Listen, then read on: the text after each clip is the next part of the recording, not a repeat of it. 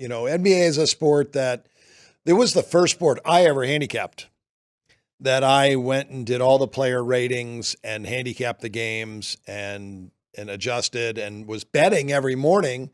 I would go down to the Fremont and they were putting up numbers. I didn't have to battle people at the Stardust and was betting at the Fremont. And then I would drive over to Santa Anita where I worked. Bob Davis, who was the general manager, and Jeff Garrett, who was the sportsbook director. Now, mind you, I was just 21 years old. I started there at 20 years old in February, but this time it was October. I was actually legal, had a gaming card, and was making numbers. And at 21, they were looking at my numbers, getting them every morning, and shading on the board a half a point in the direction that I liked. And so that was pretty cool at 21, and I was getting paid minimum wage probably, and they were using my numbers on the board. And that's what got me years later to think I should have my own business and sell these numbers to sports books. And that's what I eventually did. So question for you, would you consider basketball? I mean, I know it's tough right now with the NBA because we do have load management and you have to be fully in it to know which player is not playing in certain games and take that into consideration for your lines. But the fact that there are 5 main players for each team, and then you probably have a bench rating, is that the easiest sport to start with people who are looking to do power ratings?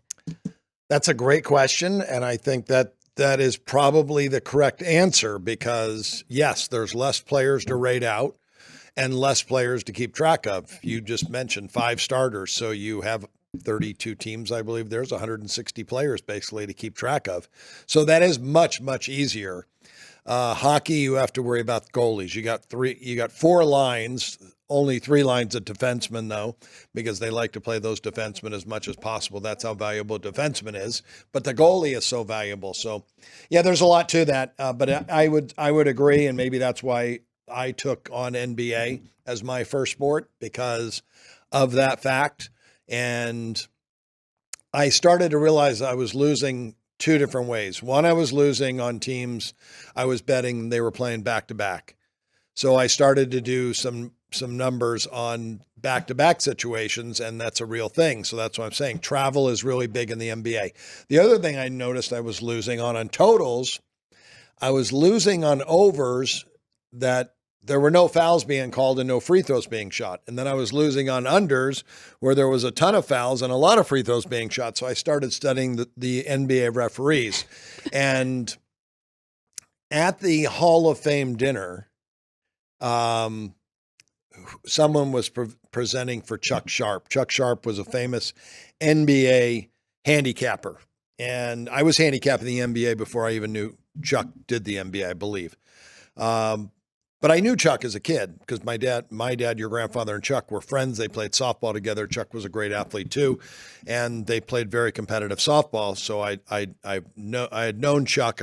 Now that I think about it, yeah, he came out to several of my games and practices as a young kid playing baseball in high school. So yeah, we knew him before that. So I guess I probably knew Chuck. Handicapped the NBA. I didn't know how good he was probably at that time, but handicapping it, figuring to myself where I was losing, what I needed to do extra work on was the referees. Now, at the Hall of Fame dinner, when they were introducing Chuck, cannot remember who the inductee, who was inducting him in, who was speaking. But when they were speaking, they said one thing Chuck did was follow the referees, and he found one referee. Does anyone know who that referee is? And I couldn't hold myself back, but I yelled Earl Strom, and the person was shocked and looked over my direction, and no one else in the entire place of 500 people knew, but I knew because I found Earl Strom. And Earl Strom was the best under referee in the history of basketball. His games, on average, 50 fouls were called. In his games, there was 25 fouls called, half the fouls. The clock continued to run. Nobody went to the free throw line. Average free throws attempted were 60 in an NBA game. In his, it was around 40. So there was less free throws, less fouls. Now the fouls he called, he loved to call charging. He loved to call 3 seconds, and he loved to call traveling. He called everything against the offense. So all of his games went under. 80% of his games went under. Jeff Garrett and I, when we were at the Fremont, would wait to see across the ticker 10 minutes before the game And as soon as we saw Earl Strom's name, I would go running to the books downtown and get as much money under as we could on that game.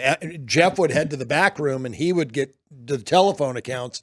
I would bet the cash accounts, and I would come back and then we'd cut it up on those games. And then years later, we realized Chuck Sharp had already bet under in the morning on that same game.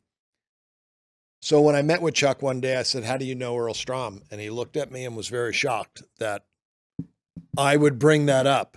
So I said, "Did you go to high school with him?" I felt that might have been the case. He said, No, I've never met the man. I said, "Then how is it that every time he's at a game, you've already bet it under in the morning and we don't find out till the afternoon?" And he said, "I hired a private detective to follow him from city to city." And can you imagine, private detectives get paid very well and you're paying them by the hour, and they're basically on call 24 hours a day for you and you're paying for their airline tickets to follow Earl Strom from city to city. So that's how good Earl Strom was. And I said, I don't think it was 80%, but I'm thinking it was at least 70%, maybe 75%. Earl Strom's games went under. You just gave me an idea, because I was talking with Steve Cofield yesterday on air about Mountain West basketball. We're getting ready for college, and he is talking about how physical this conference has become, and talking about an SDSU and UNLV game last year where it was just so physical under the basket. The refs were kind of just like, let them play. And a lot of those games did go under last year with Mountain West. So maybe we can find certain conferences where that could work out to our benefit. Because I'm trying to think, you can't really follow refs in the NBA now, right? It's pretty even. Well, what happened was this was back when there was only 2 referees in a game. So Earl Strom could dominate the game. He was the dean of the league, and he was one of the bosses. He was never a boss, but he was looked upon as one of the legends in the industry. And so with 2 referees, he dominated the game. When they went to 3, he no longer became a factor. Neither did Dick Bavetta, was an over referee for me. And I had a list of guys who were good, and they would win 60% of the time, whether it was under or over. But all of those edges went away as soon as they put in a 3rd referee. Everyone's trend went back to about even. Oh, very interesting. I quit following it, but it should be something that is followed, as in, Major League Baseball umpires. We had a great Major League Baseball umpire that we found. His name was Jeff Shylock.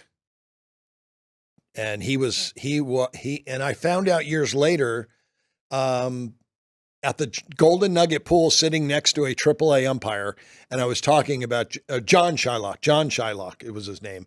And I asked about John Shylock and told the guy that I bet all of his games over and on the visitor. He said, John Shylock can't call the curveball. Every time a guy throws a curveball, he calls it a ball. So pitchers know they can't throw many curves. They got to throw fastballs. And the hitters know the same thing, so they sit and look fastball. He says, as for the visitor covering, John's a controversial guy, and I would think that he likes to get booed, and that's why he makes more calls for the visitor than he does the home team. So I said he was one of the best. Earl Strom, John Shylock, both made me a lot of money, and that's something you have to have going for you in all sports. And I've kind of dropped it over the years. John Hirschbeck was a great under umpire, Major League Baseball, but now they've got more safeguards in place to make it equal for all umpires, with the strike zone and different things like that. But there's still trends out there for these guys, but they're no longer 70% winning trends. Hi, everyone. I'm Jeff Parles. And I'm Alex White. Thank you for watching this clip of Sports by the Book. Please like the video, comment, and subscribe. We live stream the show right here every day on this channel. Also, you can catch the podcast version on your favorite podcast platform. All the links are in the description below. We appreciate you, and we'll see you next time.